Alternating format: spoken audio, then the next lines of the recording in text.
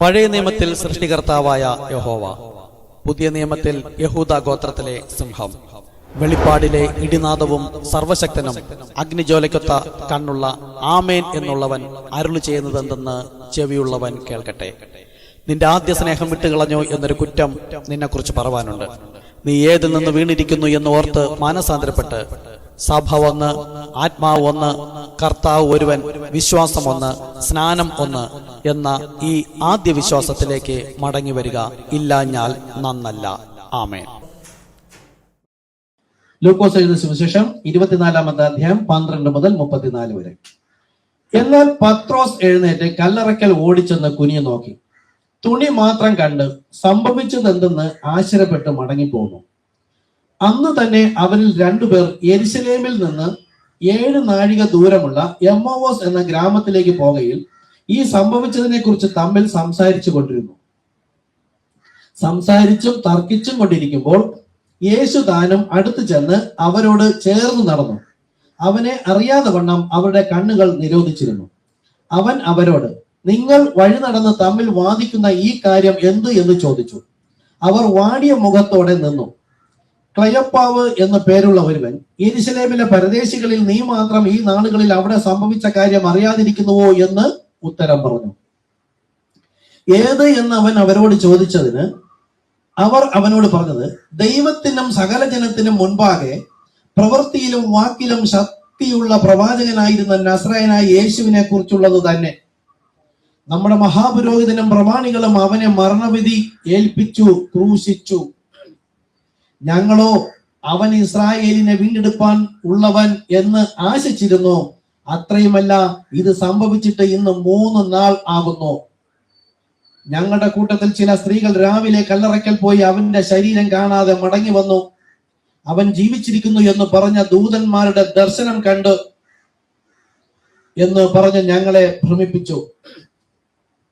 ഞങ്ങളുടെ കൂട്ടത്തിൽ ചിലർ കല്ലറയ്ക്കൽ ചെന്ന് സ്ത്രീകൾ പറഞ്ഞതുപോലെ തന്നെ കണ്ടു. അവനെ കണ്ടില്ല താനും. അവൻ അവരോട്, അയ്യോ ബുദ്ധിഹീനരെ, പ്രവാചകന്മാർ പറഞ്ഞിരിക്കുന്നത് എല്ലാം വിശ്വസിക്കാത്ത മന്ദബുദ്ധികളെ, ക്രിസ്തു ഇങ്ങനെ കഷ്ടം അനുഭവിച്ച് തന്റെ മഹത്വത്തിൽ കടക്കേണ്ടതല്ലയോ എന്ന് പറഞ്ഞു. മോശ തുടങ്ങി സകല പ്രവാചകന്മാരിൽ നിന്നും എല്ലാ തിരുവെഴുത്തുകളിലും തന്നെക്കുറിച്ചുള്ളത് അവർക്ക് വ്യാഖ്യാനിച്ചു കൊടുത്തു. അവർ പോകുന്ന ഗ്രാമത്തോട് അടുത്ത് ചെന്നപ്പോൾ അവൻ മുമ്പോട്ട് പോകുന്ന ഭാവം കാണിച്ചു. അവരോ, ഞങ്ങളോടുകൂടെ പാർക്കുക, നേരം വൈകി അസ്തമിപ്പാറായല്ലോ എന്ന് പറഞ്ഞു അവനെ നിർബന്ധിച്ചു. അവൻ അവരോടുകൂടെ പാർപ്പാൻ ചെന്നു. അവരുമായി ഭക്ഷണത്തിനിരിക്കുമ്പോൾ അവൻ അപ്പം എടുത്ത് അനുഗ്രഹിച്ച് നുറുക്കി അവർക്ക് കൊടുത്തു. ഉടനെ അവരുടെ കണ്ണു തുറന്നു.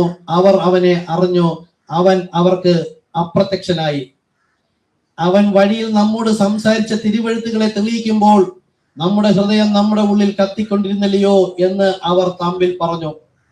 ആ നാഴികയിൽ തന്നെ അവർ എഴുന്നേറ്റ് യെരുശലേമിലേക്ക് മടങ്ങിപ്പോന്നു.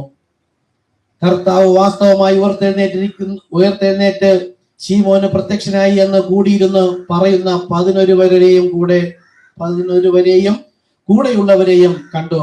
വഴിയിൽ സംഭവിച്ചത് അവൻ അപ്പം നുറുക്കുകയിൽ തങ്ങൾക്ക് അറിയായി വന്നതും അവർ വിവരിച്ചു പറഞ്ഞു.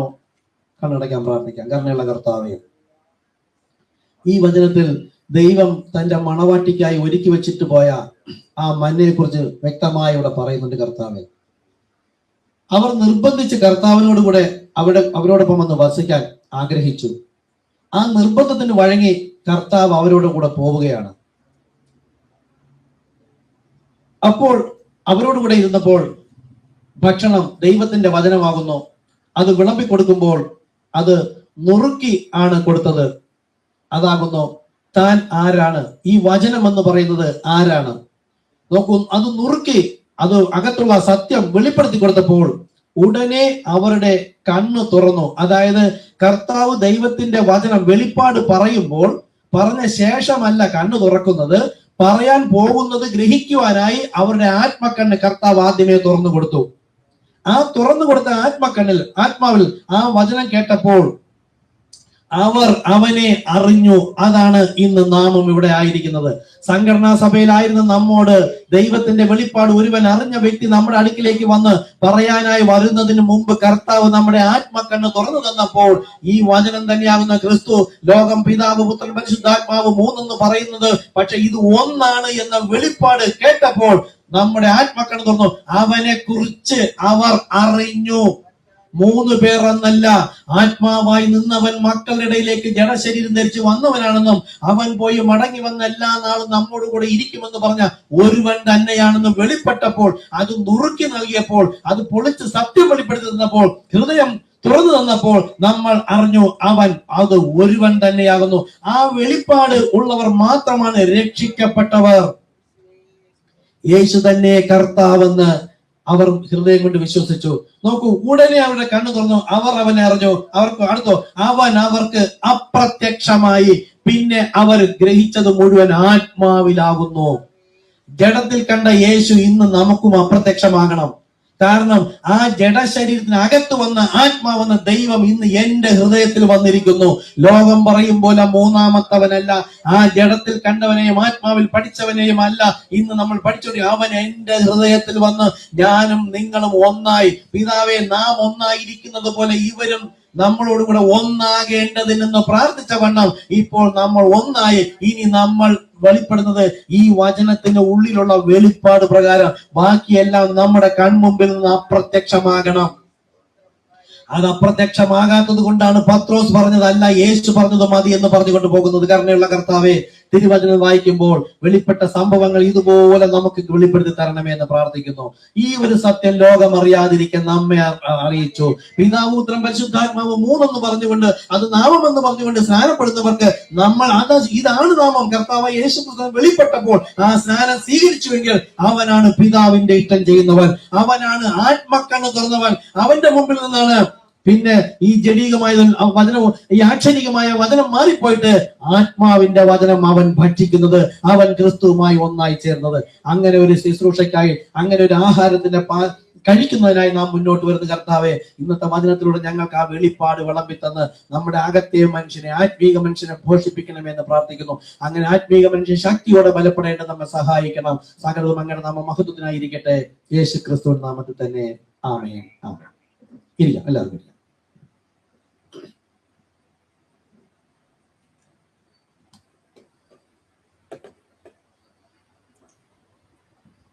Hallelujah, hallelujah. കർത്താവ് നമ്മെ സഹായിക്കട്ടെ. പ്രാർത്ഥനയോടെ ആയിരിക്കാം. ചെവിയിലൂടെ കേൾക്കുന്നതിന് പുറമെയായിട്ട് ഹൃദയത്തിൽ എന്തെങ്കിലും വെളിപ്പെടുന്നോ എന്ന് നമ്മൾ പരിശോധിച്ചുകൊണ്ടിരിക്കണം. ചെവിയിലൂടെ കേൾക്കുന്ന ശബ്ദമല്ല, എന്റെ ആട് ഈ വചനത്തിന് വെളിപ്പാട് അകത്ത് നൽകും. അവനാണ് എന്റെ ആട്. എന്റെ ആടുകൾ എന്റെ ശബ്ദം കേൾക്കും. നോക്കൂ, കർത്താവിനെ അവരെ നിർബന്ധിച്ചു, ക്ഷണിച്ചു, വീട്ടിലേക്ക് പോയി. കർത്താവ് വചനം വിളമ്പി കൊടുക്കുന്നില്ല, അതിനെ അപ്പം നുറുക്കി അതിനുള്ളിൽ അത് വെളിപ്പെടുത്തി. ആ നുറുക്കമാണ് കാൽവരി ക്രൂസിലെ യാഗം. ഒന്നാമത് നമുക്ക് വേണ്ടി നുറുക്കപ്പെട്ട അപ്പം കർത്താവായ യേശു ക്രിസ്തു. ആ നുറുക്കപ്പെടലാണ് നമ്മൾ ചെയ്യുന്നത്. ഈ കർത്താവായ യേശു ക്രിസ്തു നാമത്തിൽ സ്നാനമേൽക്കുമ്പോൾ നമുക്ക് വേണ്ടി നുറുക്കപ്പെട്ട അപ്പം, ഇനി അത് വിശ്വസിച്ച് ആ നാമം ഇത് നുറുക്കിയപ്പോഴാണ് നമുക്ക് മനസ്സിലായത് ഈ പിതാവ്, പുത്രൻ, പരിശുദ്ധാത്മാവ് എന്ന അപ്പം നുറുക്കിയപ്പോൾ, അപ്പം വചനം വെളിപ്പെടുത്തിയപ്പോഴാണ് ആ നാമം കർത്താവായ യേശു ക്രിസ്തു എന്ന് വെളിപ്പെട്ടത്. ഇത് വെളിപ്പെടുന്നവരാണ് പിന്നെ യേശു ശരീരത്തിൽ വന്നത് അപ്രത്യക്ഷമാകുന്നത്. അല്ലാത്തവന് യേശു പറഞ്ഞതല്ലേ കേൾക്കാൻ, യേശു പറഞ്ഞതല്ലേ കേൾക്കാൻ. ആ യേശു തന്നെയാണ് പത്രോസിലൂടെ ഇത് പറഞ്ഞതെന്ന് വെളിപ്പെടണമെങ്കിൽ ജഡത്തിലുള്ള യേശു ചെയ്തത് പ്രകാരം തന്നെ വന്ന ആ ആത്മാവ് തന്നെയാണ് ഇതെന്ന് വെളിപ്പെടുന്നവനാണ് പിന്നെ മൂന്നല്ലാത്തവൻ, അവൻ ഏകൻ തന്നെ. പിന്നെ കഴിക്കുന്നതെല്ലാം യേശു അപ്രത്യക്ഷമായി, പിന്നെ ലഭിക്കുന്നതല്ല ഞാൻ അകത്ത് വരികയും അവൻ അകത്ത് വന്നു കഴിഞ്ഞാൽ, അതാ ഞാൻ പറഞ്ഞത്, ഇവിടെ കേൾക്കുന്ന വചനം ഈ ചെവിയിലൂടെയല്ല, അകത്ത് വന്നു. ഞാൻ വാതിൽക്കൽ നിന്ന് മുട്ടുന്നു, ആരെങ്കിലും എന്റെ ശബ്ദം കേട്ട് വാതിൽ തുറന്നാൽ ഞാൻ അകത്ത് വരും. അകത്ത് വന്നവരാണ് നമ്മൾ.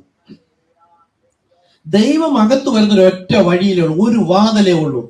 ആ വാതിൽ തന്നെയാണ് കർത്താവായ യേശു ക്രിസ്തു നാമത്തിലെ പാപമോചന സ്നാനം. ഈ പാപം മോചിച്ചെടുത്ത് ദൈവം പരിശുദ്ധാത്മാ അഗ്നി അയച്ച് കത്തിച്ചിട്ട് വിശുദ്ധീകരിച്ചിട്ട് ദൈവമോടെ വസിച്ചുകൊണ്ട് ഇന്നത്തെ മെസ്സേജിൽ ദൈവം നമ്മിൽ വസിക്കുന്ന ദൈവം തന്നെ നമുക്ക് വെളിപ്പെടുത്തി തരും. അവരാണ് ആമേൻ ഹല്ലേലൂയ പറയുന്നത്. അവരുടെ ഹൃദയത്തിൽ നിന്ന് മാഞ്ഞു പോവുകയുമില്ല. എത്ര വർഷങ്ങൾ കഴിഞ്ഞാൽ നമുക്കത് ഓർമ്മയുണ്ടാവും. ഓക്കെ, കർത്താവ് സഹായിക്കട്ടെ. നിങ്ങൾ പ്രാർത്ഥനയോടിരിക്കുക, കർത്താവ് എന്നോട് സംസാരിക്കണം. സംസാരിച്ചെങ്കിൽ ഒരു നിരാശാബോധം ഉണ്ടാകണം.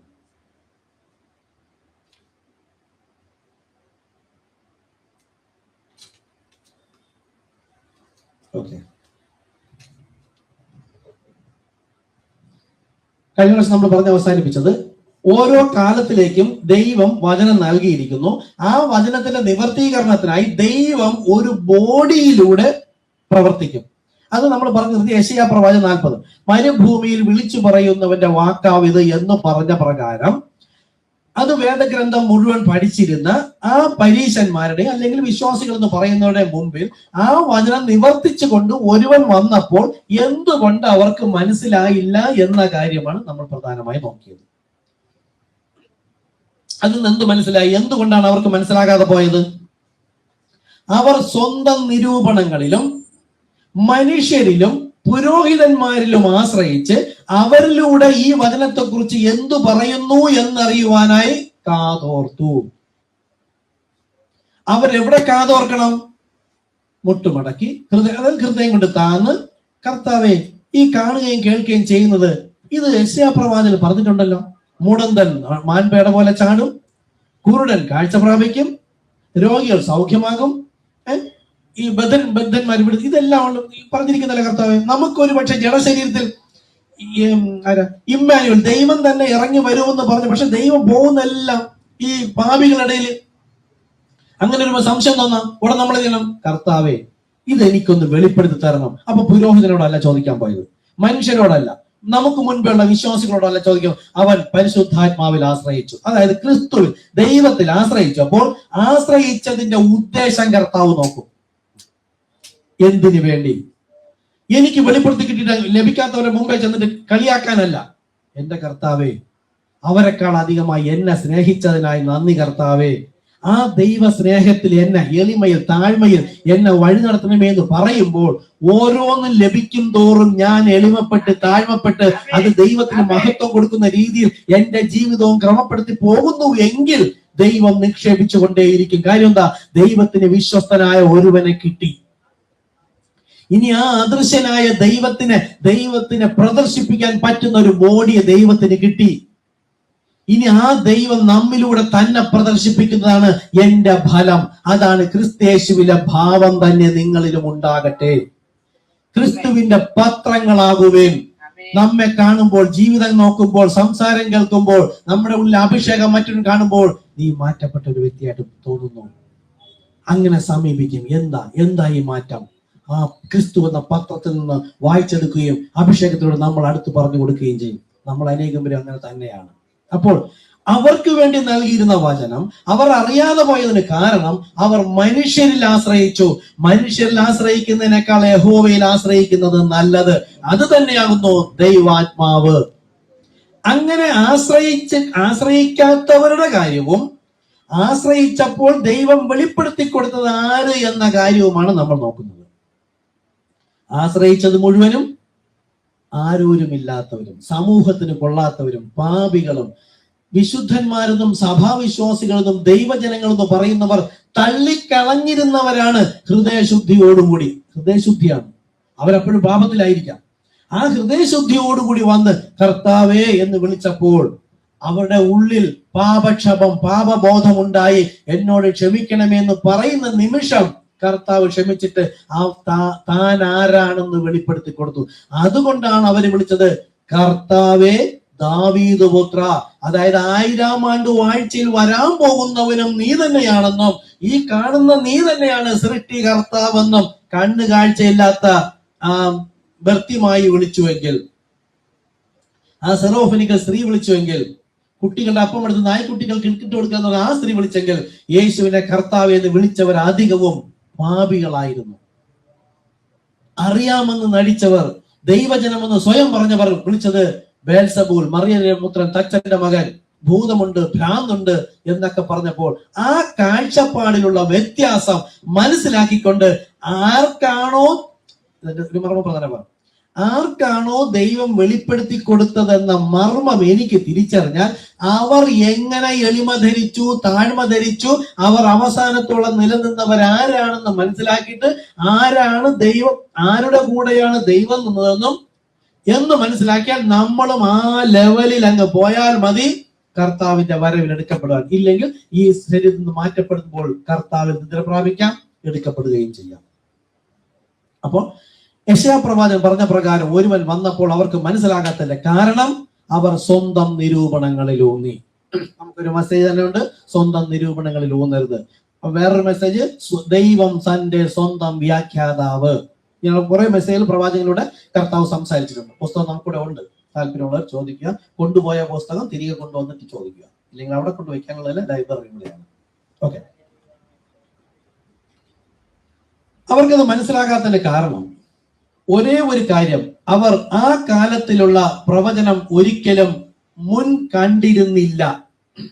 ഒന്നാമത്തെ കാരണം, ഇപ്പൊ നമ്മൾ ജീവിച്ചിരിക്കുമ്പോൾ ഏലിയാവിലൂടെ ചെയ്തതും യേശാവിലൂടെ അല്ലെങ്കിൽ ദൈവത്തിന്റെ പ്രവാചകന്മാരിലൂടെ ചെയ്തത് നമ്മൾ കണ്ടിട്ടില്ല. നമ്മൾ അങ്ങനെ നടന്നു പോകുന്ന ഒരു കാരണം കൊണ്ട് ഒരുപക്ഷെ നമുക്ക് ഇത് മനസ്സിലാക്കാൻ കഴിയില്ല. എന്നാൽ യേശു പറഞ്ഞത്, നിങ്ങൾ തിരുവെഴുത്തുകളെ ശോധന ചെയ്യുന്നു. ആരോടാണ്?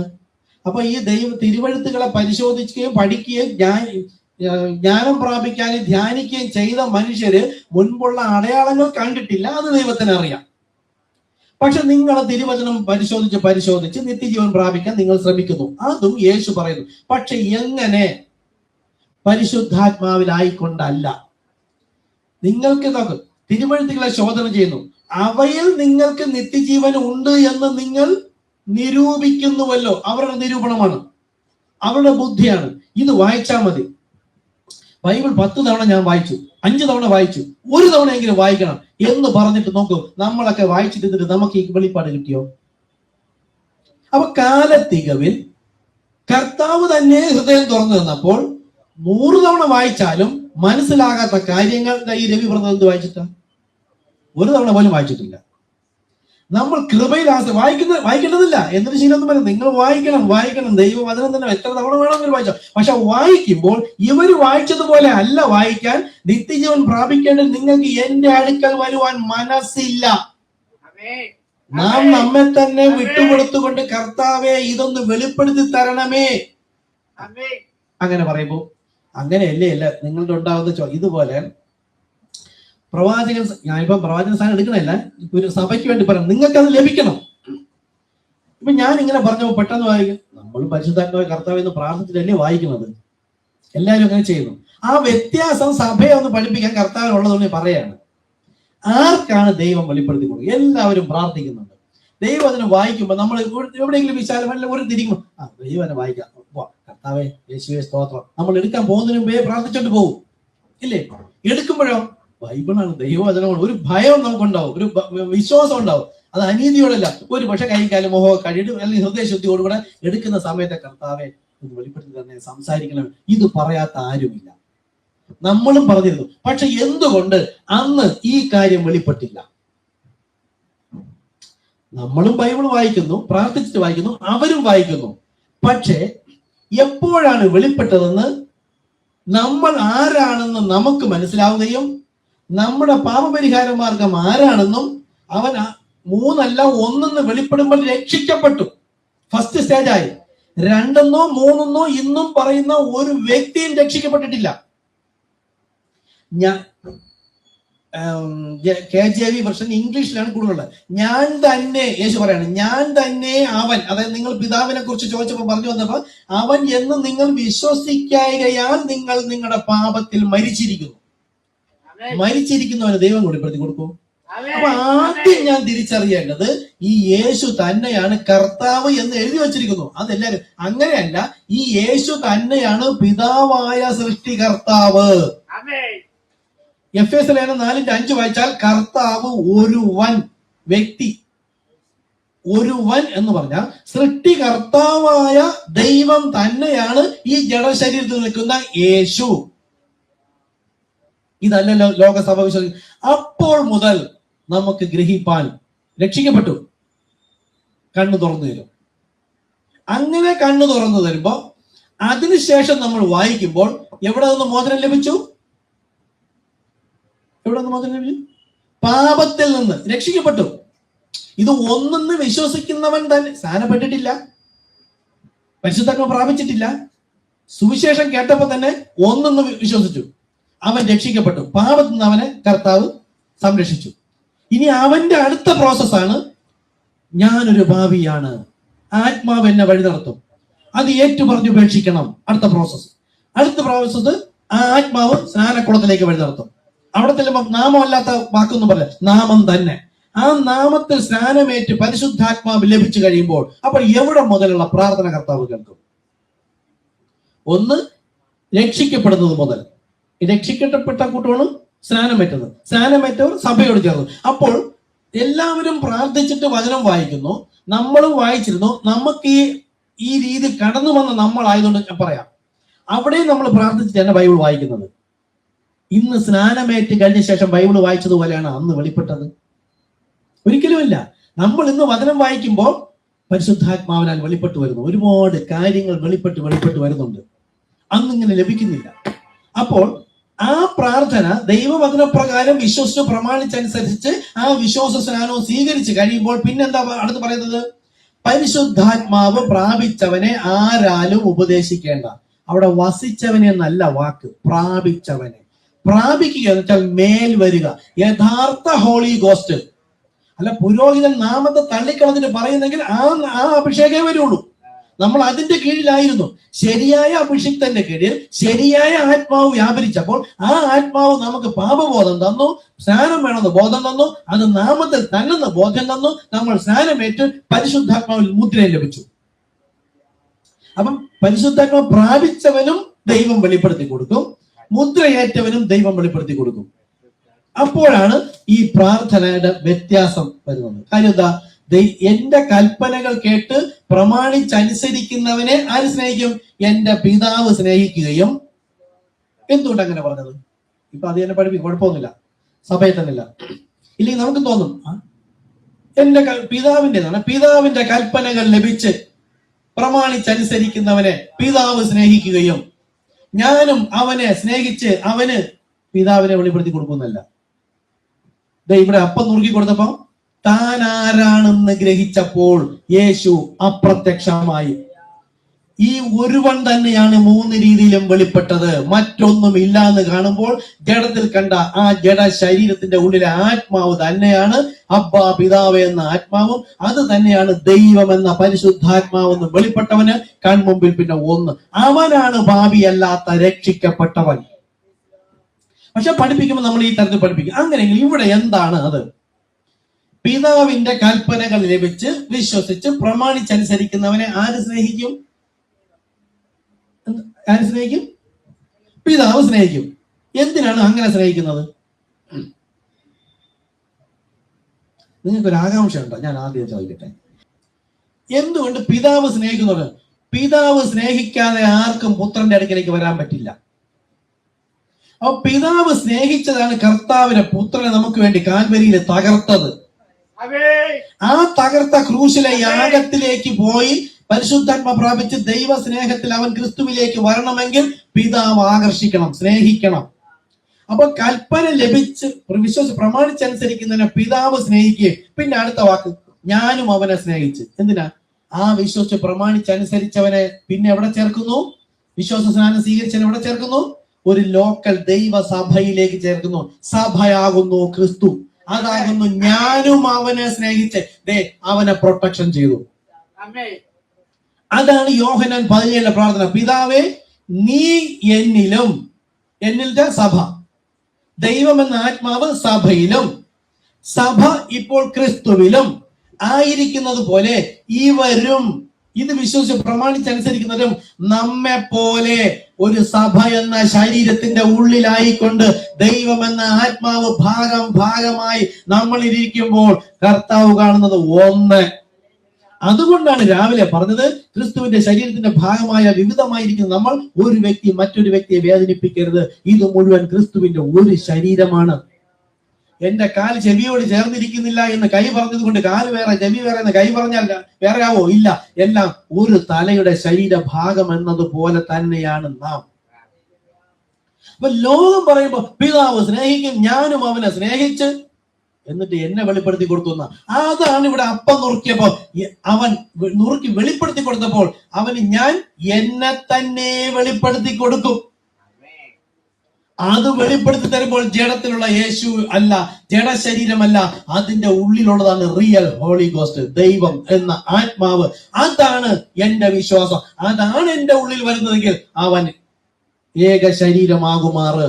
അതാണ് ഞാനും അവനെ സ്നേഹിച്ച്. പിന്നെ പ്രൊട്ടക്ഷൻ, ക്രിസ്തു മുഖാന്തരം ദൈവം നമ്മെ സംരക്ഷിച്ചു. നാം ഒരു അപ്പത്തിന്റെ ഓഹരിക്കാരാണ്. പിന്നെ നമ്മെ സഭ, പരിശുദ്ധാത്മാവ് അത് നമ്മെ പ്രൊട്ടക്ട് ചെയ്യും. ആ പരിശുദ്ധാത്മാവ് തന്നെയാണ് തിരികെ നമ്മെ ദൈവിക ഇടങ്ങളിലേക്ക് കൊണ്ടുപോകുന്നതും. ഇതാണ് പിതാവിന്റെ കൽപ്പനകൾ ലഭിച്ച കാര്യം. വചനം എന്താ? ദൈവവചനം. ദൈവമാരാ? പിതാവ്. ആ കൽപ്പന ലഭിച്ച് വിശ്വസിച്ച് പ്രമാണിച്ചനുസരിക്കുന്നവനെ എവിടെ ചേർക്കുന്നു? ദൈവസഭയിൽ. പിന്നെ ഞാനും അവനെ സ്നേഹിച്ച് പ്രൊട്ടക്ട് ചെയ്ത് ഞാൻ സഭയിൽ പുരോഹിതനിലൂടെ ഇതുപോലെ ഇതൊന്നും ലൈവ് കൊടുക്കാൻ പാടില്ലാത്തതാണ്, വിശ്വാസ സ്നാനം സ്വീകരിച്ച് മാത്രം കൊടുക്കേണ്ടതാണ് ഇത്. പിന്നെ ഞാനും അവനെ സ്നേഹിച്ച്, അപ്പോഴാണ് നമുക്ക് മനസ്സിലാവുന്നത്. അങ്ങനെയെങ്കിൽ സംഘടനാ സഭയിലുള്ളവർ എവിടെ ഇരിക്കുന്നു? ഈ പാപമോചന സ്നാനം സ്വീകരിക്കുന്നുള്ള അത് സിമ്പിൾ അല്ല, നാമത്തെ നിഷേധിക്കുന്നതാണ്. വെളിപ്പാട് 3:8 എന്താ പറയുന്നത്? ഞാൻ നിനക്ക് മുമ്പിൽ ഒരു വാതിൽ തുറന്നു വെച്ചിരിക്കുന്നു, അത് ആർക്കും അടച്ചുകൂടാ. നിനക്ക് അല്പമേ ശക്തിയുള്ളൂവെങ്കിലും നീ അതൊന്ന് വായിക്കണം. വീട്ടിലുള്ളവരും ദൈവവചനം എടുക്കാൻ പറ്റുന്നത് എടുക്കുക. വെളിപ്പാട് 3:8. ഞാൻ 2 ദിവസം ഇതൊരു ലൈവ് ചെയ്യുന്നുണ്ട്. ഒരാൾ സംസാരിച്ചതാണ്. അദ്ദേഹം അവകാശപ്പെടുന്ന പ്രകാരമൊന്നും അല്ല, അതൊന്ന് കാണിക്കാൻ. അനേകം പേര് അത് കാണുന്നു. അവരുടെ കീഴിൽ 800-ലധികം സഭകളുണ്ട്, 48,000 വിശ്വാസികളുണ്ട്. അവർ ഈ തെറ്റ് പഠിപ്പിക്കുന്ന അവര് പറഞ്ഞതാണത്. ഓക്കെ, ഞാൻ വായിക്കാം സിസ്റ്റർ, ഇവിടെ അവർക്കൂടെ കിട്ടണ്ടല്ലേ. ഞാൻ നിന്റെ പ്രവൃത്തി അറിയുന്നു. ഞാൻ നിന്റെ മുമ്പിൽ ഒരു വാതിൽ തുറന്നു വെച്ചിരിക്കുന്നു. ഏതാണ്? കർത്താവായ യേശുക്രിസ്തു നാമം വെളിപ്പെടുത്തി തരുന്നു. അത് ആർക്കും അടച്ചുകൂടാ. നിനക്ക് അല്പമേ ശക്തി ഉള്ളുവെങ്കിലും. ഇതെന്താ? എന്താണെന്ന് അറിയാമോ? നമ്മൾ സംഘടനാ സഭയിലായിരുന്നപ്പോഴും നമ്മുടെ മേലൊരു അഭിഷേകം ഉണ്ടായിരുന്നു. മുൻകുറിക്കപ്പെട്ടവരാ, പ്രീഡെസ്റ്റിനേറ്റഡ് പീപ്പിളാ. അപ്പൊ ലോക സ്ഥാപനത്തിന് മുമ്പേ, അമ്മയുടെ ഗർഭപാത്രത്തിൽ ഉരുവാകുന്നതിന് മുമ്പേ ദൈവത്തിന്റെ വചനം നമ്മുടെ ഹൃദയത്തിൽ ഉണ്ടായിരുന്നു. ആ വചനമാണ് ഇതുവരെ നമ്മളെ ഓടിച്ചുകൊണ്ടിരുന്നത്. അപ്പോഴും അപവാദം സഹിച്ച് നിന്നത് അല്പം ശക്തി എന്റെ ഉള്ളിൽ ഉണ്ടായിരുന്നത് കൊണ്ട് ഈ സഭാ സംഘടനകളും പുരോഹിതന്മാരും വിശ്വാസികളും സ്വന്തം ജനവും പരിഹസിച്ചിട്ട് ഓടിപ്പോകാതെ ആ ശക്തി എന്നെ അവിടെ കാത്തതാണ്. സംഘടനാ സഭയിലായിരുന്നത്, പാപത്തിൽ മരിച്ചിരിക്കുകയായിരുന്നു, എന്നാലും അന്വേഷിക്കുന്നുണ്ടായിരുന്നു. നിനക്ക് അല്പമേ ശക്തി ഉള്ളൂ എങ്കിലും, പൂർണ്ണമായ ശക്തി വരാൻ പോവുകയാണ്. നിനക്ക് അല്പമേ ശക്തി ഉള്ളൂ എങ്കിലും നീ എന്റെ വചനം കാത്തു, എന്റെ നാമം നിഷേധിച്ചിട്ടില്ല. ഇതാണ് മർമ്മം. 2 കാരണം. വചനം കാത്തു. അവര് വചനം പ്രസംഗിച്ചിട്ട് അവര് സംസാരിക്കുന്ന ജ്ഞാനത്തിന്റെ വൈഭവം, വശീകരണ വാക്കുകൊണ്ട് നമ്മളെ വീഴ്ത്താൻ കഴിഞ്ഞില്ല. ആ പുരോഹിതൻ ഇനി എത്ര വലിയ പുരോഹിതൻ എന്ന് പറഞ്ഞാലും എന്റെ ഉള്ളിലെ ആത്മാവ് അതിനോട് താരതമ്യപ്പെട്ടിട്ട് പോയിട്ടില്ല. പലപ്പോഴും വീട്ടിൽ വരുമ്പോഴും സഭാരാധന കഴിഞ്ഞു പോകുമ്പോഴും നമുക്കൊരു തൃപ്തി ഇല്ലാതാവും. നമ്മളാണ് ആത്മാവിൽ ദരിദ്രനായവൻ. അന്നത്തെ സഭയിൽ ചെന്നിരുന്നിട്ടും അവർക്കെല്ലാം തൃപ്തിയായി. കാക്കയെ തുറന്നു വിട്ടപ്പോ, നോഹ തുറന്നു വിട്ടപ്പോ അതിനുള്ള ഭക്ഷണം ചീഞ്ഞതും അളിഞ്ഞതും ഏതും കിട്ടി, അത് തിന്ന് തൃപ്തിയായി, അതുവഴി പോയി. പക്ഷേ നമുക്ക് തൃപ്തിയാവാത്തതിന് കാരണം നമ്മുടെ ഉള്ളിൽ നിന്ന് യഥാർത്ഥ ആത്മാവിന് ആ ദുരുപദേശം ഗ്രഹിക്കുന്നതല്ല. അത് നമ്മളെ കൊണ്ട് അന്വേഷിച്ചിരുന്നപ്പോൾ കാലത്തികവിൽ സത്യം നമ്മുടെ അടുക്കിലേക്ക് വരുന്നതോ ഒരു യോഗ്യതയില്ലാത്ത, ബൈബിൾ കോളേജിലെ പാണ്ഡിത്യമില്ലാത്ത, സമൂഹത്തിൽ വേർപെറ്റവരല്ലാത്ത, ഒന്നീ വയസ്സായവരോ സമൂഹത്തിന് കൊള്ളാത്തവരോ പഠിപ്പുമില്ലാത്ത, വിദ്യാഭ്യാസം ഇല്ലാത്തവരോ ആയ ഒരു വ്യക്തികളെ ഇവിടെ ആയിരിക്കാം ഒരു പക്ഷേ, അല്ലാതെ ആകാം. ദൈവത്തിന്റെ വചനം വരുമ്പോൾ ആ ബോഡിയോ ആ ശരീരമോ കണ്ടിട്ടല്ല, വായിലൂടെ വരുന്ന വചനം നമ്മുടെ ജഡക്കണ്ണ് അടച്ചിട്ട് ആത്മക്കണ്ണ് തുറന്നിരിക്കുമ്പോൾ ഈ പറയുന്ന വചനവും വെളിപ്പാടി എന്റെ ആത്മാവിലേക്ക് പോകും. അവിടെയാണ് ഞാൻ ദരിദ്രനായിരുന്നത്. അവിടെ ഒരുവൻ അത് തൃപ്തിപ്പെടുമ്പോൾ അവൻ നമ്മോട് പറയും, ശരിയാണ് ശരിയാണ്, താരതമ്യപ്പെട്ടുകൊള്ളുക. അപ്പോൾ നിനക്ക് അല്പമേ ശക്തി ഉള്ളൂ. നോക്കൂ, നിന്റെ പ്രവൃത്തി അറിയുന്നു. എന്തായിരിക്കും? ആദ്യമല്ല തന്നെ പറയാം, ഞാൻ നിന്റെ പ്രവൃത്തി അറിയുന്നു. വെളിപ്പാട് പുസ്തകം 2:5 എടുത്ത്.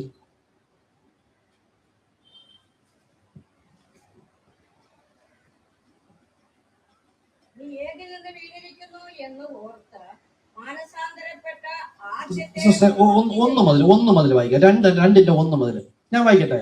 സഭയിൽ മറ്റേ ലൈവ് കാണുന്ന കൂടെ കിട്ടാം, മൈക്കിലൂടെ കിട്ടുള്ളൂ. ഞാൻ വായിക്കാം, നിങ്ങൾ നോക്കിക്കൊള്ളൂ.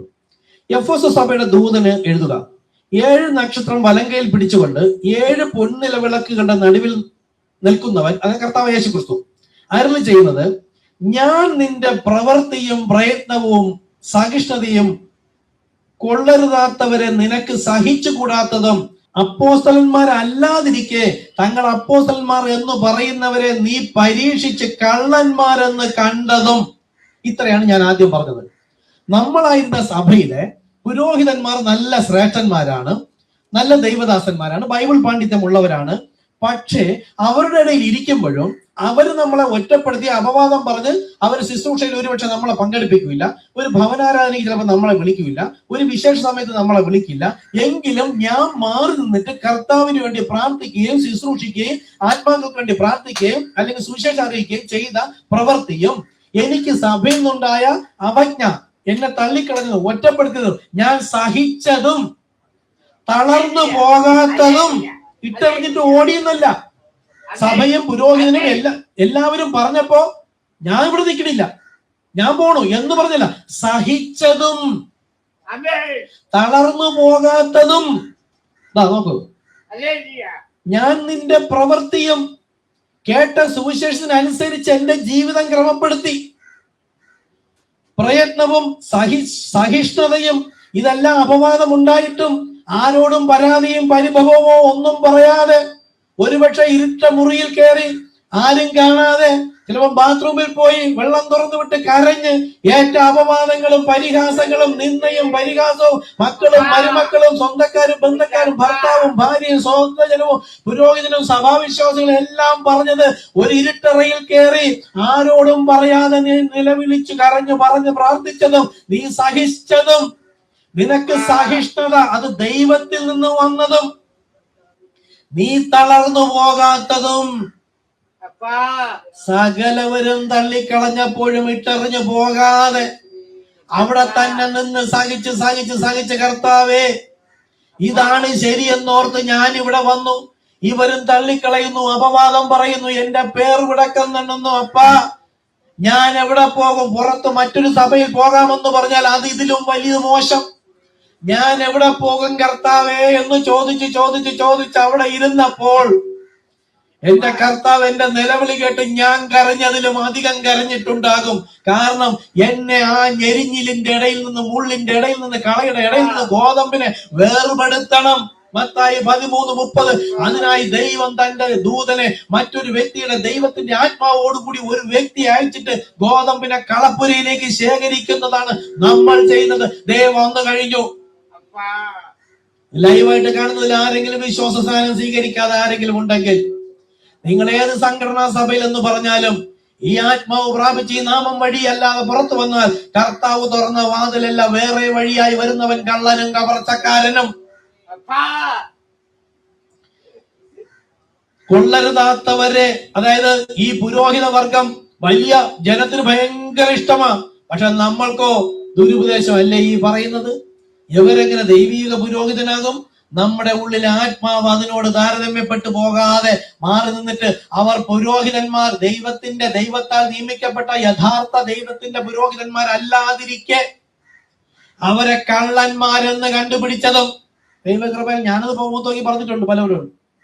നമുക്കത് അറിയാം. ചിലർ എത്ര വലിയ പാർശ്വം വന്നാലും വേണ്ട സാർ ഞാൻ വരുന്നില്ല, ഓക്കെ നമ്മൾ അതിന് ഒഴിഞ്ഞു പോകുന്ന എന്താ? എന്റെ ആത്മാവ് അതിനോട് താരതമ്യപ്പെട്ടു പോകാതെ. കള്ളന്മാരെന്ന് കണ്ടുപിടിച്ചതും നീ പരീക്ഷിച്ച് കള്ളന്മാരെന്ന് കണ്ടുപിടിച്ചതും നോക്കുന്നു. നിനക്ക് സഹിഷ്ണുതയുള്ളതും കണ്ടോ, എല്ലാം കേട്ടറിഞ്ഞിട്ട് അവിടെ ബോളം ഉണ്ടാക്കിയിട്ട് ഇട്ടെറിഞ്ഞ് ഓടിയെന്നല്ല, സഹിച്ച് സഹിച്ച് സഹിച്ച് അവസാനത്തോളം. ഇനി കർത്താവിന്റെ വരവ് വരെയും അവിടെയാണെങ്കിൽ കർത്താവെ ഞാൻ അവിടെ നിന്നുകൊള്ളാം. സഹിച്ചതും നീ തളർന്നു പോകാത്തതും. നോക്കൂ, ഇതെല്ലാം കേട്ട് തളർന്നു പോവുകയല്ല. സാറയുടെ ശരീരം നിർജീവമായപ്പോൾ സാറ തളർന്നു പോയി, അത് സഭ, നമ്മൾ. പക്ഷെ അബ്രഹാം തളർന്നില്ല. അത് അകത്തെ മനുഷ്യൻ, അത് ആത്മാവിൽ ശക്തിപ്പെട്ടുകൊണ്ടിരുന്നു. നിർജീവമാകും തോറും, അത് ഉദാഹരണം പറഞ്ഞാൽ, ഒരു വെയിറ്റ് വെച്ചിരിക്കുകയാണ്, 1 കിലോ വെയിറ്റ് വെച്ചിരിക്കുകയാണ്. ദൈവം എന്നോട് പറയാണ്, ഈ വെയിറ്റ് നിന്നെ കൊണ്ട് ഞാൻ എടുപ്പിക്കും എന്ന് പറഞ്ഞാൽ, ഞാൻ ഈ സുവിശേഷം അറിയിച്ചു, ലോകക്കാർ ഇത് നീ എടുക്കുന്നതൊന്ന് കാണട്ടെ എന്ന് പറഞ്ഞ് അതിനോടൊപ്പം കിലോകൾ വർദ്ധിപ്പിച്ച് വർദ്ധിപ്പിച്ച് വർദ്ധിപ്പിച്ച്, അതായത് പ്രതികൂലം, വയസ്സ് ചെന്ന് നാഡീഞരമ്പുകൾ, ഗർഭപാത്രം, ജീവൻ നൽകേണ്ട നാഡീഞരമ്പുകൾ, പുരുഷൻ എല്ലാം നിർജീവമായി പ്രതികൂലം വർദ്ധിച്ചു വർദ്ധിച്ചു വരുന്നു. ദൈവം പറഞ്ഞു, ഇത് ഞാൻ നിന്നെ കൊണ്ട് എടുപ്പിക്കും. ഇതിന്റെ മേൽ ഭാരം ചുമത്തി ചുമത്തി ചുമത്തി ചുമത്തി വരുമ്പോൾ വലിയൊരു മല പോലെ നിൽക്കുമ്പോഴും സാറ കണ്ട് പരിഭ്രമിക്കും. വിശ്വാസികളായ നമ്മൾ കണ്ട് പരിഭ്രമിക്കും. ഇതെങ്ങനെ എടുക്കും? അബ്രഹാമോ ഈ ഭാരം വർദ്ധിക്കുന്നത് കാണും തോറും ദൈവത്തിന് മഹത്വം കൊടുക്കുന്നു.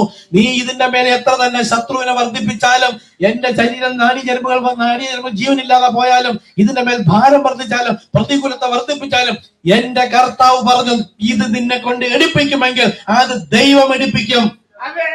ഞാൻ നിനക്കൊരു വാഗ്ദത്തം നൽകും, സന്തതി നൽകും, പരിശുദ്ധാത്മ ദാനം നൽകും, നിന്നെ ഞാൻ ചേർത്ത് കൊള്ളുമെന്ന് പറഞ്ഞാൽ, എന്റെ വേണ്ടപ്പെട്ടവര്, സ്വന്തക്കാരും, ബന്ധുജനങ്ങളും, മക്കളും, ഭർത്താവും, ഭാര്യയും, കുടുംബവും, സമൂഹവും, വേണ്ടപ്പെട്ടവരും ഒക്കെയും തള്ളിക്കളഞ്ഞാലും നീ സഹിച്ചതും, ഇതെല്ലാം ഉണ്ടായിട്ട് നീ തളർന്നു പോകാത്തതും. ഇവിടെ വന്നിരിക്കുന്നത് ഇന്നത്തെ ബസ് വലി പോലും എടുക്കാൻ നിവർത്തിയില്ലാത്ത ജനങ്ങളാണ് ഏറിയ ഭാഗം വന്നിരിക്കുന്നത്. നാളെ എങ്ങനെയെന്ന് അറിയാൻ നിവർത്തിയില്ലാത്ത, നീ സഹിഷ്ണുതയുള്ളതും നീ സഹിച്ചതും തളർന്നു പോകാത്തതും. അടുത്ത, ഞാൻ അറിയുന്ന ഒരുവനുണ്ട്. ഇത് അബ്രഹാം കണ്ടു. അബ്രഹാമിന്റെ ശരീരം നിർജീവമാകുന്നതും സാറയുടെ ഗർഭപാത്രം നിർജീവമാകുന്നതും, അവിടെയാണ് പുത്രോത്പാദനം ഉണ്ടാകേണ്ടതെന്നും അവിടേക്ക് പോകേണ്ട ജീവൻ എന്നിലൂടെയാണ് വരേണ്ടതെന്നും, ഈ ജീവൻ നശിക്കുന്നത് കണ്ടിട്ടും ഇതിനെയെല്ലാം ഉണർത്തുവാൻ ശക്തനായവൻ എന്റെ ദൈവം, അവൻ വാക്കു പറഞ്ഞവൻ, മാറാത്തവൻ, വിശ്വസ്തൻ എന്ന് എണ്ണിയ ഒരു തലയായിരിക്കണം നമ്മുടെ അകത്തെ മനുഷ്യൻ. ജഡമെന്ന സഭ എന്ന നമ്മുടെ ശരീരം നിർജീവമായാലും നിങ്ങളുടെ ജീവിതത്തിൽ അടുത്ത സാക്ഷ്യം അതായിരിക്കും. കാര്യം വാഗ്ദത്തം മുഴുവനും ക്രിസ്തുവിൽ ആരാണോ വിശ്വസിക്കുന്നത് അവന്റെ ഉള്ളിൽ അത് ആമേൻ.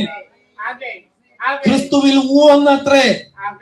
കാണാൻ ഭംഗിയുണ്ടാവില്ല, പക്ഷെ അബ്രഹാമിനെ കാണാൻ ഭംഗിയില്ല, സാറായെ കാണാൻ ഭംഗിയില്ല, ശരീരം ദ്രവത്വമുള്ളത് സഭ കാണാൻ ഭംഗിയില്ല, പക്ഷെ വിളിച്ചവൻ സൗന്ദര്യമുള്ളവനാ. ശാരോനിലെ പനിനീർ പുഷ്പം, അവനെ പോലെ ശോഭ ആരുമില്ല. എന്നാൽ അവൻ കാണാൻ വിരൂപനായിരുന്നു, സൗന്ദര്യമില്ലാത്തവനായിരുന്നു. അത് പ്രാവർത്തികമായത് കാൽവരി ക്രൂശിലായിരുന്നു. ഉഴവ് ചാലു പോലെ കീറി മുറിക്കപ്പെട്ട ശരീരം കാണാൻ ഭംഗിയുള്ളതല്ല. എന്നാൽ അവന് അകത്തൊരു മനുഷ്യനുണ്ടായിരുന്നു, ഉദയ നക്ഷത്രം. അത് ശാരോനിലെ പനിനീർ പുഷ്പം. അതിന്റെ അകത്തുണ്ടായിരുന്ന പനിനീർ പുഷ്പം നമ്മളാ, ഞാനാ, നമ്മൾ ഓരോരുത്തരും നമ്മുടെ ഉള്ളിൽ വഹിച്ചുകൊണ്ടാണ് കർത്താവ് മുഴുവൻ ചാല് പോലെ കീറി കുറിച്ചത്. എന്റെ പാപത്തിന്റെ ശിക്ഷ. അതുപോലെ അബ്രഹാമിന്റെ ശരീരം നിർജീവമായി കൊണ്ടുപോയതിന് കാരണം അബ്രഹാമിന്റെ പാപം. എന്താ പാപം? അവന്റെ അവിശ്വാസം. ആരെ കൂട്ടരുതെന്ന് പറഞ്ഞു അവൻ അവരെ കൂട്ടി. അത് അവിശ്വാസം. അവർ എപ്പോൾ വേർപെട്ടോ അപ്പോൾ ദൈവത്തിന്റെ പ്രവൃത്തി ആ വാർദ്ധക്യത്തിലും അത് ജീവനായി തീർന്നുവെങ്കിൽ, നമ്മുടെയും ഈ വിശ്വാസം സംബന്ധിച്ച് ഞെരുക്കിക്കളയുന്ന അവസ്ഥയിലാണെങ്കിലും എന്റെ അകത്തെ മനുഷ്യൻ ശക്തിയോടെ ബലപ്പെടുന്നു എങ്കിൽ നാം ക്രിസ്തുവിലും വാഗ്ദത്തം ചെയ്തവൻ നമ്മിലുമാകുന്നു. ഞാൻ പറഞ്ഞത് നമ്മൾ ഓരോരുത്തർക്കും വേണ്ടിയിട്ടാണ്. ഇപ്പം നമ്മൾ കടന്നു പോകുന്ന ഇനി തൊട്ടടുത്ത് വരുന്ന ദിവസങ്ങളിൽ ദൈവത്തിന്റെ പ്രവൃത്തി ആഗ്രഹിക്കുന്നവരാരെങ്കിലും ഉണ്ടെങ്കിൽ, ഈ ദൈവത്തിന്റെ വെളിപ്പാടുന്ന വചനം നമ്മളിലുണ്ടെങ്കിൽ, നമ്മുടെ വേണ്ടപ്പെട്ടവർ ക്രിസ്തുവിലാകാൻ ആഗ്രഹിക്കുന്നുണ്ടെങ്കിൽ, നമ്മൾ അപവാദം പറഞ്ഞവർ നമ്മളെടുത്ത ബൈബിൾ എടുക്കണമെങ്കിൽ, നമ്മോടൊപ്പം സുവിശേഷം അറിയിക്കാൻ വരണമെങ്കിൽ, ക്രിസ്തുവിന്റെ ജ്യോതിസുകളും തേജസ്സുകളുമായി ക്രിസ്തുവിന്റെ പ്രതിനിധികളായി വരണമെന്ന് ആഗ്രഹിക്കുന്നുവെങ്കിൽ വാഗ്ദത്തം ചെയ്തവൻ വിശ്വസ്തൻ. അത് നമ്മൾ വിശ്വസിക്കാൻ, അത് നമ്മുടെ ഉള്ളിൽ വചനമായി വേണം. നമ്മിൽ വന്ന ഈ വചനം എന്ന വെളിപ്പാട് വിശ്വാസം, തിരുവെഴുത്ത് പറയുന്ന പോലെ ജീവജലത്തിന്റെ നദികൾ പുറപ്പെട്ട് ആ പ്രതികൂലത്തെ ആ തത്സമയത്തെ സഹായത്തിന് ധൈര്യത്തോടെ കൃപാസിംഹാസനം ഇപ്പോഴാകുന്നു സുപ്രസാദ കാലം, എഴുന്നേറ്റ് പ്രകാശിക്കുക. ഈ വചനം നമ്മുടെ ഉള്ളിൽ വന്നാൽ പിന്നെ നാം പുറപ്പെട്ടു പോ. പ്രതികൂലത ദൈവം മാറ്റും. പിന്നെ ലോകത്തിന്റെ ന്യായാധിപനെയല്ല കാണാൻ, ലോകത്തിന്റെ ഭരണാധികാരിയല്ല കാണാൻ, ലോകത്തിന്റെ ജഡ്ജിയല്ല കാണാൻ, എനിക്ക് അനുവദിച്ചു തരുന്ന മനുഷ്യരെയോ ഭർത്താവിനെയോ ഭാര്യയോ കുഞ്ഞുങ്ങളെയോ ബന്ധുക്കളെയോ അല്ല കാണാൻ, ക്രിസ്തുവിനെ കാണണം. അങ്ങനെ ശരീരം കണ്ട് നിർജീവമായി വേദനിച്ചിരുന്നപ്പോൾ ശരീരം നോക്കിയിട്ടും ദൈവത്തിന് മഹത്വം കൊടുത്തതാണ് അബ്രഹാം. മനസ്സിലായോ? അത് പ്രതികൂലം വർദ്ധിക്കും തോറും ദൈവത്തിന്റെ പ്രവൃത്തി ശക്തിയേറിയതാകുന്നത് കൊണ്ട് ഇനിയും വർദ്ധിപ്പിച്ചോ, ഇനിയും വർദ്ധിപ്പിച്ചോ, പ്രതികൂലം വർദ്ധിപ്പിച്ചോ, പ്രതികൂലം വർദ്ധിപ്പിച്ചോ. നീ എത്ര തന്നെ പ്രതികൂലം വർദ്ധിപ്പിച്ചാലും എന്റെ കർത്താവ്, എന്റെ ഭർത്താവ്, എന്റെ മണവാളൻ അതിന്റെ മേൽ പ്രവർത്തിക്കും. ഇതാണ് അബ്രഹാമിന്റെ വിശ്വാസം. നമ്മുടെ ജീവിതത്തിന്റെ മേൽ എത്ര തന്നെ നീ വിശ്വാസിയല്ല, കൊള്ളില്ല, നീ നരകത്തിൽ, നീ ആ വിശ്വാസി എന്ന് പറഞ്ഞ് എന്ത് പറഞ്ഞാലും വിളിച്ചവൻ വിശ്വസ്തൻ. എന്റെ ഹൃദയശുദ്ധി ഉണ്ടായിരിക്കണം, ദൈവവചന പ്രകാരമായിരിക്കണം, അശുദ്ധിയോടെ ആയിരിക്കരുത്. വിശുദ്ധി ഇല്ലാത്ത ദൈവം പ്രവർത്തിക്കില്ല. അശുദ്ധിക്കല്ല വിശുദ്ധിക്കത്രേ ദൈവം പ്രവർത്തിച്ചത്. അങ്ങനെയെങ്കിൽ എന്നിലുള്ള അശുദ്ധി മാറ്റാൻ ദൈവ കൃപയ്ക്കായി അപേക്ഷിക്കുക. അപേക്ഷിച്ച് വിശുദ്ധിയോടെ നിന്നാൽ കർത്താവ് ഇറങ്ങി പ്രവർത്തിക്കും. അബ്രഹാമിനോടുകൂടി ഉണ്ടായിരുന്ന അശുദ്ധിയായിരുന്നു അവന്റെ സഹോദരങ്ങളും ആടുമാടുകളും എല്ലാം. അതെപ്പോൾ വേർപെട്ടോ അപ്പോൾ സാറായിയുടെ അവിശ്വാസം നോക്കിയിട്ടല്ല, ഇത് അകത്തെ വിശ്വാസമാണ്. സാറായിക്ക് പോലും അറിയാത്തതാണ്. അബ്രഹാമിന്റെ ശരീരം നിർജീവമാകും തോറും അവൻ ക്രിസ്തുവിൽ പ്രശംസിച്ചു. എന്താ? ദൈവത്തിന്റെ പ്രവൃത്തിയും അത്ര ശക്തിയേറിയതാകാൻ പോകുന്നു. സാറ എങ്ങനെ കണ്ടു? അയ്യോ, നിർജീവം, നിർജീവം, നിർജീവം, മരണം, മരണം, മരണം. റോമർ 4:17 പറയുന്നു, മരിച്ചതിനെ ജീവിപ്പിക്കുകയും ഇല്ലാത്തതിനെ ഉള്ളതുപോലെ വിളിച്ചു വരുത്തുകയും ചെയ്യുന്ന കർത്താവ് സ്വർഗത്തിരിക്കുന്നല്ല, വിശ്വസിക്കുന്നവന്റെ ഉള്ളിൽ നിന്ന് പുറപ്പെടും. ആ വിശ്വാസം നമുക്കുണ്ടോ? അപ്പൊ നീ സഹിച്ചതും തളർന്നു പോകാത്തതും നീ ക്ഷമിച്ചതും ഞാൻ അറിയുന്നു. ഓക്കെ, അടുത്ത്, നീ സഹിച്ചതും തളർന്നു പോകാത്തതും ഞാൻ അറിയുന്നു. എങ്കിലും നിന്റെ ആദ്യ സ്നേഹം വിട്ടുകളഞ്ഞു എന്നൊരു കുറ്റം നിന്നെ കുറിച്ച് പറയാനുണ്ട്. അപ്പം വിശ്വാസത്തിൽ വന്നപ്പോൾ ആദ്യത്തെ ഒരു വിശ്വാസം ഒരുപക്ഷെ പോയിട്ടുണ്ടാവും. എന്താ? പ്രതികൂലം വർദ്ധിച്ചു. അപ്പൊ പ്രതികൂലം വർദ്ധിച്ചപ്പോഴും പ്രതികൂലത്തിന്റെ വിട്ടുപോകാതെ അബ്രഹാമിനെ പോലെ മാറി നിന്നവനെ അല്ല പറയുന്നത്. വിശ്വാസം, ആദ്യ സ്നേഹം വിട്ടുകളഞ്ഞു. ആദ്യം കുറച്ച് പ്രശംസിച്ചു, എന്നിട്ട് പറയുന്നു ആദ്യ സ്നേഹം വിട്ടുകളഞ്ഞു എന്നൊരു കുറ്റം നിന്നെ കുറിച്ച് പറയാനുണ്ട്. നീ എവിടെ പോണം? അബ്രഹാമിന്റെ വിശ്വാസം. നിന്നെ ഞെരുക്കിയവരും നിന്ദിച്ചവരും പരിഹസിച്ചവരും നിന്റെ ശരീരം നിർജീവമായതും കേൾവി കുറവ്, മനസ്സിലാകുന്നില്ല, പണ്ടത്തെ പോലെ ബൈബിൾ വായിക്കാൻ പറ്റുന്നില്ല, ക്ഷീണമാണ്, ബലഹീനമാണ്, ഇതെല്ലാം പ്രതികൂലം. ഇതിലല്ല, എന്റെ അകത്തെ മനുഷ്യൻ ശക്തിയോടെ അപ്പോഴും ബലപ്പെടും. അപ്പൊ ആദ്യ സ്നേഹം വിട്ടുകളഞ്ഞു, ചടപടഞ്ഞെഴുന്നേൽക്കുക. കർത്താവേ, ആദ്യ സ്നേഹത്തിലേക്ക് മടങ്ങി വരിക. നീ ഏതെന്ന് അടുത്തോ എന്നിട്ട് നീ ഏതെന്ന് വീണിരിക്കുന്നു എന്ന് ഓർത്ത് മാനസാന്തരപ്പെട്ട് ആദ്യത്തെ ഈ പ്രവൃത്തി, നിന്റെ പ്രവൃത്തി ഞാൻ അറിയുന്നു. 3:8. അപ്പൊ ആ പ്രവൃത്തി ഇല്ലാതിരുന്ന ആദ്യ സമയത്ത് വന്നപ്പോൾ നമ്മൾ കർത്താവിന് വേണ്ടി ഓടി, മറ്റുള്ള രക്ഷയുടെ സുവിശേഷം പറഞ്ഞു. ഇന്ന് പാടിയ പാട്ട്, രണ്ടാമത്തെ പാട്ട്, ഏറിയ ഭാഗം അതാണ്, രണ്ടാമത്തെ പാട്ട്. അപ്പൊ അതുപോലെ സുവിശേഷം അറിയിച്ച് കർത്താവിന് വേണ്ടി പ്രവർത്തിച്ച് നിന്നു. അതിലേക്ക് മടങ്ങി പോകാം. അതെ, പുതിയ നിയമസഭയിൽ ആദ്യത്തെ പ്രവൃത്തിയാണ് കർത്താവായ യേശുക്രിസ്തു നാമത്തിലെ സ്നാനം. അപ്പൊ സംഘടനാ സഭയിലായിരിക്കുന്ന നമ്മൾ ക്ഷീണിതനായും ബലഹീനനായും ഇരുന്നപ്പോഴും നമ്മൾ ക്ഷീണിച്ചു പോകാതിരുന്നപ്പോൾ കർത്താവ് നമ്മെ ഉണർത്തിയിട്ട് പറയുന്നു, നീ മാനസാന്തരപ്പെട്ട് സംഘടനാ സഭ പറയുന്ന പിതാപുത്രൻ പരിശുദ്ധാത്മാവ് എന്ന സ്നാനമല്ല, പരിശുദ്ധാത്മ ലഭിച്ചപ്പോൾ പുതിയ നിയമസഭയിലെ ആദ്യത്തെ പ്രവൃത്തി കർത്താവായ യേശുക്രിസ്തു നാമത്തിൽ സ്നാനം. നീ ആദ്യ പ്രവൃത്തി, നീ ഏതിൽ നിന്നും വീണിരിക്കുന്നു എന്ന് ഓർത്ത് മാനസാന്തരപ്പെട്ട് ആദ്യ വിശ്വാസത്തിലേക്ക് പോകാമെന്നല്ല, ആദ്യത്തെ പ്രവൃത്തി ചെയ്യുക. അവിടെയാണ് ദൈവം ഇറ്റ് ഈസ് ഫിനിഷ്. കാര്യം എന്താ? ആ പ്രവൃത്തി ചെയ്യണമെങ്കിൽ അവൻ ഒരു പുരോഹിതനിലോ വിശ്വാസിയിലോ ക്രിസ്തുവിലോ ആശ്രയിച്ചിട്ട് ആ വചനത്തിന്റെ വെളിപ്പാട് പ്രകാരം വചനം കേട്ട് വിശ്വസിച്ച് പ്രമാണിച്ചനുസരിച്ചിട്ട് അവൻ ക്രിസ്തുവിൽ മരിക്കുകയും ക്രിസ്തുവിൽ അടക്കപ്പെടുകയും യേശു ക്രിസ്തു മരിച്ചു, അവനോടുകൂടെ യേശു ക്രിസ്തു നാമം തന്നെ അടക്കപ്പെട്ട് ജീവന്റെ പുതുക്കത്തിൽ വരുമ്പോൾ കർത്താവ് അവനെ ചേർത്തുകൊള്ളും. ഇവിടെ 3:8 എന്താ പറയുന്നത്? ഞാൻ നിന്റെ പ്രവൃത്തി അറിയുന്നു. അപ്പോ ദൈവത്തിന്റെ പ്രവൃത്തി എന്തെന്ന് വിശ്വസിച്ച് മനസ്സിലായി ആ വിശ്വാസ സ്നാനം സ്വീകരിച്ച, അല്ലെങ്കിൽ നമ്മൾ അവിടെ സംഘടന സഭയിലായിരുന്നു, അപ്പൊ അവിടെ പറഞ്ഞു ഞാൻ നിന്റെ പ്രവൃത്തി അറിയുന്നു, അറിഞ്ഞിടത്തോളം ദൈവവചന പ്രകാരം ജീവിക്കാൻ വേണ്ടി തത്രപ്പെട്ടു. ഇതാ ഞാൻ നിന്റെ മുമ്പിൽ ഒരു വാതിൽ തുറന്നു വെച്ചിരിക്കുന്നു. നമ്മളത് പഠിപ്പിച്ച സംഘടനാ സഭയിൽ നിന്ന്. അതായത് നോക്കൂ, ഇതാണ് എഫെസസ് സഭ, 1ാമത്തെ എഫെസസ് സഭ നമ്മൾ ഉദാഹരണം പഠിപ്പിക്കുന്നത്. അവിടെ നിന്ന് കത്തോലിക്ക, Marthoma, CSI, Luther mission, Pentecost. ഈ പെന്തക്കോസ്റ്റിലാണ് വെളിപ്പാട് 3:8. ഇവിടെ വരുമ്പോഴാണ് ഒരു വാതിൽ തുറന്നു വയ്ക്കുന്നത്. ഇത് ഇടുക്കു വാതിലാണ്. അപ്പോൾ ഇന്നത്തെ നമ്മൾ കാണുന്ന കത്തോലിക്ക, Pentecost, Marthoma, CSI, Luther mission, സൗന്ദര്യ, ഈ സഭകളിൽ നിന്ന് ദൈവം ഒരുവനെ വിളിച്ച് 7ാമത്തെ ലവോദിക്ക സഭാകാലത്തുള്ള ദൈവസഭയിലേക്ക് കൊണ്ടുവരണമെങ്കിൽ വരുന്നതിന് മുമ്പ് ഒരു വാതിൽ തുറന്നു വെച്ചിരിക്കുന്നു. ഇവിടെ ഇരുന്ന് ദൈവത്തിന്റെ ജനം, ഇന്ന് പെന്തക്കോസ്റ്റിൽ ആരെങ്കിലും ഇരിക്കുന്നെങ്കിൽ നമ്മളെ കയറുന്നത് പോലെ ഇവിടെ ഇരുന്നപ്പോൾ നമ്മൾ ദൈവനാമം നിഷേധിച്ചില്ല, ദൈവത്തിന്റെ വചനം കാത്തു. അങ്ങനെയുള്ള നമുക്ക് ഇതാ ഒരു വാതിൽ തുറന്നു വെച്ചിരിക്കുന്നു. അപ്പോൾ കർത്താവ് യേശുക്രിസ്തു നാമമാണ്. അവൻ പാപം മോചിച്ച് ദൈവസഭയുടെ ഭാഗമാകണമെങ്കിൽ ഇവിടെ വെച്ചിരിക്കുന്നതാണ് ഒരു യാഗം, സ്നാനം, പാപമോചനം. അവിടെ പാപം മോചിച്ച് വരുമ്പോൾ, അവൻ രക്ഷിക്കപ്പെട്ട് സ്നാനപ്പെട്ട് വരുമ്പോൾ പരിശുദ്ധാത്മ ലഭിച്ചിട്ട് അവൻ ദൈവസഭയുടെ ഭാഗമാകും. എന്തുകൊണ്ട് എന്ന് തിരിഞ്ഞു നോക്കുമ്പോഴാണ് ഇവിടെ 3:8 എന്താ പറയുന്നത്?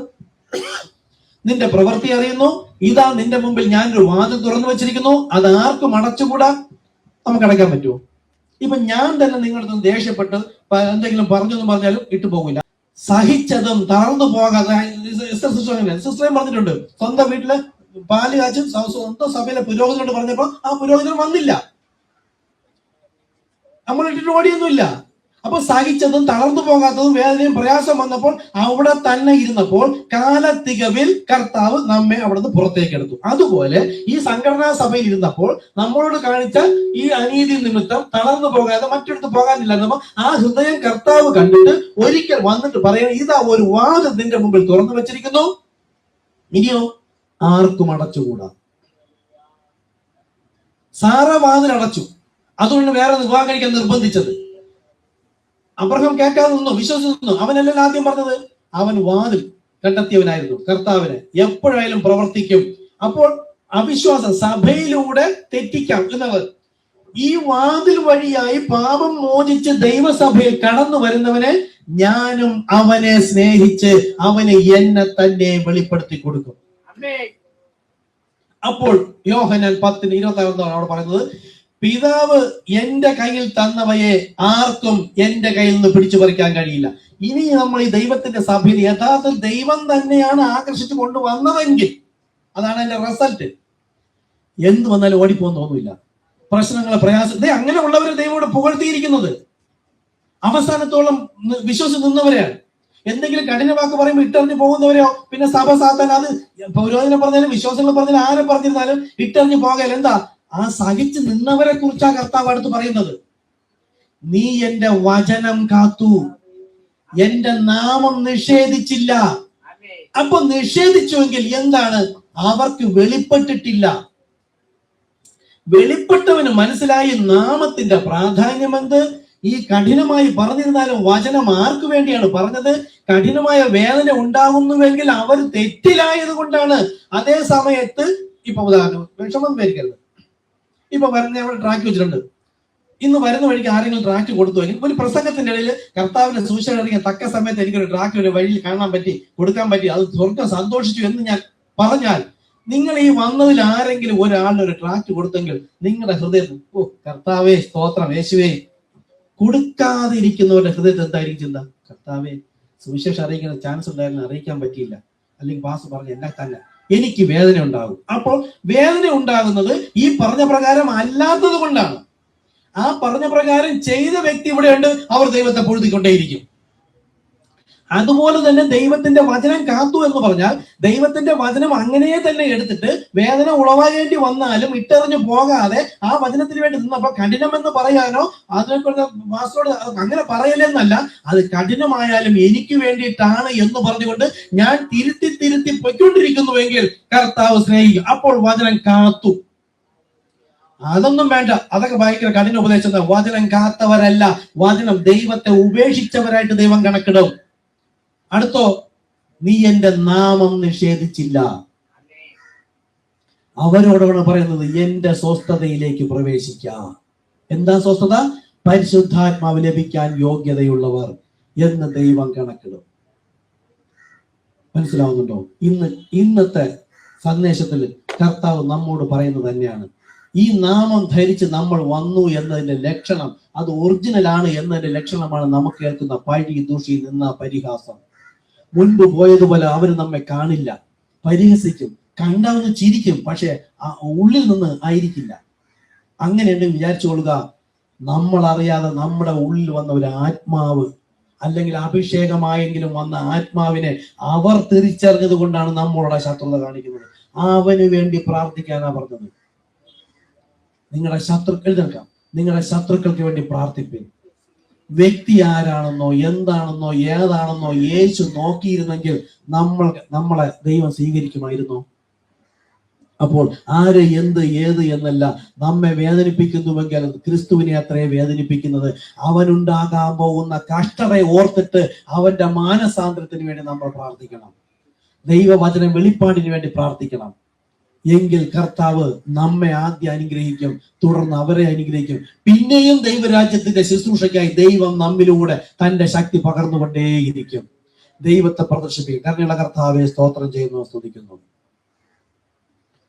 ഇന്നത്തെ തിരുവചനത്തിലൂടെ കർത്താവെ, അങ്ങ് ആ എമ്മോസിലേക്ക് പോയവരുടെ അടുക്കിലേക്ക് അവർ നിർബന്ധിച്ചപ്പോൾ പോവുകയും അപ്പം എടുത്ത് അത് വചനം അങ്ങനെ തന്നെ കൊടുക്കുകയല്ല, അത് നുറുക്കിയപ്പോൾ അതിനു മുമ്പ് അവരുടെ ആത്മക്കണ്ണ് തുറന്നു കൊടുക്കുകയും നുറുക്കപ്പെട്ടപ്പോൾ അത് കാൽവരി ക്രൂശിലെ യാഗം വഴിയായി, ആ സ്നാനം വഴിയായി പരിശുദ്ധാത്മപൂർണനാകുമ്പോൾ അവർക്ക് വെളിപ്പെടും. പിന്നെ ജഡം അപ്രത്യക്ഷം, അക്ഷരം കൊല്ലുന്നു, ആത്മാവോ ജീവിപ്പിക്കുന്നു. പിന്നെ നാം ക്രൂശിക്കപ്പെട്ട കർത്താവിനെ അല്ലാതെ മറ്റൊന്നും അറിയുന്നില്ല. ആ ഉദ്ദേശം അറിയുന്നു, ആത്മാവിനെ അറിയുന്നു, ദൈവത്തെ അറിയുന്നു. അവൻ ക്രിസ്തുവുമായി ചേർന്ന് ഏക ആത്മാവാകുന്നു. കരുണയുള്ള കർത്താവേ, അങ്ങ് നമ്മെ വിളിച്ചിരിക്കുന്നതും ഏക ശരീരമാകുമാർ ഏക ആത്മാവിനാൽ വഴി നടത്തപ്പെടുവാൻ. ആ ഏക ആത്മാവിനാൽ തന്നെ വഴി നടത്തപ്പെട്ട് കർത്താവിന്റെ വരൽ എടുക്കപ്പെടുവാൻ കർത്താവെ നാം നമ്മെ തന്നെ സമർപ്പിക്കുന്നു. കാര്യങ്ങൾ വരുത്താം. കർത്താവെ സ്തോത്രം ചെയ്യുന്നു, സ്തുതിക്കുന്നു. I surrender. ഇതാകുന്നു ആരാധന. ഞാൻ എന്നെ തന്നെ സമർപ്പിക്കുന്നു. ഒരു കൂട്ടം ജനത്തോട് നീ ഏതിൽ നിന്ന് വീണു എന്ന് ഓർത്ത് മാനസാന്തരപ്പെട്ട് ആദ്യത്തെ പ്രവൃത്തി ചെയ്യുക. നമ്മൾ ആ പ്രവൃത്തി ചെയ്തു. നീ സഹിച്ചതും സഹിഷ്ണുതയുള്ളതും അപ്പോസ്തലന്മാർ അല്ലാതിരിക്കുക കള്ളന്മാരെന്ന് കണ്ടുപിടിച്ചതും അതും നമ്മളെ കർത്താവിനെ വിളിച്ചു വേർതിരിച്ചു. ഇവിടെയും വന്നിട്ട് സഹിഷ്ണുതയോടുകൂടി, ക്ഷമയോടുകൂടി കർത്താവിന് വേണ്ടി പ്രവർത്തിച്ചുകൊണ്ട്, ആ പ്രവൃത്തി എന്റെ ആയുധമാക്കിക്കൊണ്ട്, ആ പ്രവൃത്തി എന്റെ സ്വഭാവമാക്കിക്കൊണ്ട്, അത് ക്രിസ്തുവിന്റെ പത്രമാക്കിക്കൊണ്ട്, ആ വേദനയിലും പ്രയാസത്തിലും പരിഹാസത്തിലും എന്റെ നാമം നിങ്ങൾ മുറുകെ പിടിച്ചു, എന്റെ വചനം കാത്തു എന്ന് പറയാൻ തക്കവണ്ണം രണ്ടാമത്തെ ഗണത്തിലാണ് ഒരുപക്ഷെ പോകേണ്ടി വന്നാലും അവിടെ കർത്താവ് നമുക്ക് വേണ്ടി വാദിക്കും. കർത്താവേ, ഇവൻ എന്റെ നാമത്തെ നിഷേധിച്ചില്ല, എന്റെ വചനത്തെ കാത്തു. അതുമല്ല, നമുക്ക് ഒന്നാമത്തെ ഗണത്തിൽ പോകേണ്ടതിനായി കരുണയുള്ള കർത്താവെ അങ്ങനെ ആത്മാവിനെ നമ്മെ ശുദ്ധീകരിക്കണമേ. സകല പാപങ്ങളും തെറ്റുകുറ്റങ്ങളും പൂർണ്ണമായി ക്ഷമിച്ചു. ഈ കേട്ട വെളിപ്പാട് പ്രകാരം സ്നാനമേൽക്കുവാനുള്ളവർ ആ ഉറപ്പിലും ധൈര്യത്തിലും ആ വെളിപ്പാടിലും ആ നാമത്തിലും ചെയ്തില്ല എങ്കിൽ നാമത്തിന് വിരോധമാണ്. നോക്കൂ, നാമത്തെ കാത്തവരോടും വചനത്തെ കാത്തവരോടുമാണ് കർത്താവ് സംസാരിച്ചിരിക്കുന്നത്. കരുണയുള്ള കർത്താവെ, നമ്മെ വിളിച്ച് വേർതിരിച്ച മഹാകൃപയ്ക്കായി നന്ദി കർത്താവേ. ഈ യാഗം അവിടുന്ന് സ്വീകരിക്കണമേ. ഇനി ക്രിസ്തു എന്നിൽ ജീവിച്ചുകൊണ്ട് ക്രിസ്തുവിന്റെ പത്രമായി, ക്രിസ്തുവിന്റെ പ്രവൃത്തി, ദൈവത്തിന്റെ പ്രവൃത്തി, പിതാവിന്റെ ഇഷ്ടം ചെയ്തുകൊണ്ട് ജീവിപ്പാൻ നാം നമ്മെ തന്നെ സമർപ്പിക്കുന്നു. ആത്മാവിനെ ശോധന ചെയ്തുകൊണ്ട് അത് ഹിതമാണോ ദൈവഹിതമാണോ എന്ന് പരിശോധിച്ചുകൊണ്ട് ക്രിസ്തേശുവിൽ താണിരുന്നു കൊണ്ട് ദൈവത്തിന്റെ ബലമുള്ള ഭുജത്തിന് കീഴിൽ താണിരുന്നാൽ ആ ഭുജം എന്നെ താങ്ങിക്കൊള്ളും. ആ ഭുജം എന്ന ശരീരമാകുന്നു കർത്താവായ യേശു ക്രിസ്തു. അവൻ ഇന്ന് എനിക്ക് തുണയായി നിൽക്കുന്നത്, ശരീരമായി നിൽക്കുന്നു. ഞാൻ തന്നെ ശരീരത്തിന്റെ ഭാഗമായെങ്കിൽ ഞാനും അവനുമായി ഒന്നായി കഴിഞ്ഞിരിക്കുന്നു. ഞാൻ അവന് എന്നെ തന്നെ വെളിപ്പെടുത്തി കൊടുക്കും. എമ്മോസിലേക്ക് പോയവർക്ക് വെളിപ്പെട്ട് കിട്ടിയതുപോലെ, നമുക്ക് വെളിപ്പെട്ട് കിട്ടിയതുപോലെ ക്രിസ്തുവിനെ ലോകത്തിന് വെളിപ്പെടാതെ അനേകം പേർ ഇരിക്കുമ്പോൾ കർത്താവെ, ആ സുവിശേഷമായി നമ്മൾ ഇന്നും പോയിക്കൊണ്ടിരിക്കുന്നു. ദൈവജനത്തിന്റെ അടുക്കിലേക്ക് പോയി ആ വെളിപ്പാടോടുകൂടി കരുണയുള്ള കർത്താവ് പുതിയ ജനം കടന്നു വരുവാൻ സഹായിക്കണമെന്ന് പ്രാർത്ഥിക്കുന്നു. കർത്താവെ, നാം നമ്മെ തന്നെ സമർപ്പിക്കുന്നു. ദൈവത്തിന്റെ ആത്മാവ് വഴി നടത്തിയതിനായി നന്ദിയോട് സ്തുതിക്കുന്നു. സകലതും അങ്ങയുടെ നാമം മഹത്വത്തിനായിരിക്കട്ടെ. യേശു ക്രിസ്തുവിൻ നാമത്തിൽ തന്നെ. ആമേൻ, ആമേൻ.